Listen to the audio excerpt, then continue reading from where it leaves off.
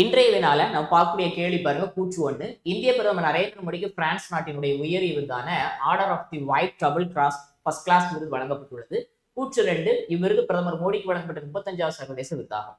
Statement 1 பாருங்க. Indian prime minister Narendra Modi has been conferred with France highest award, the Order of the White Double Cross First Class.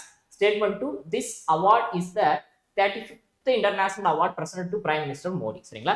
இங்க ரெண்டு statement கொடுத்துருக்காங்க, அது ரெண்டு கரெக்டானு கேட்கறாங்க. ரெண்டுமே இங்க தப்பு. ஏன் தப்பு அப்படின்னு சொன்னா காரணம் என்ன அப்படின்னு சொன்னா, இந்த விருது பாத்தீங்க அப்படின்னு சொன்னா பிரான்ஸ் நாட்டில இருந்து வழங்கப்படக்கூடிய விருது கிடையாது. இது ஸ்லோவோக்கியா அப்படிங்கக்கூடிய நாட்டில இருந்து வழங்கப்படக்கூடிய ஒரு விருது. சரிங்களா? சமீபத்தில் இந்திய பிரதமர் நரேந்திர மோடி அரசுமுறை பயணமாக ஸ்லோவோக்கியா போயிருப்பாரு.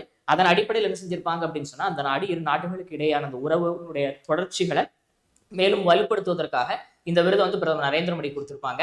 ரெண்டாவது ஸ்டேட்மெண்ட்ல பாருங்க, இந்த விருது மோடிக்கு வழங்கப்பட்டிருக்கக்கூடிய 35வது விருது அப்படிங்கிறதும் தப்பு.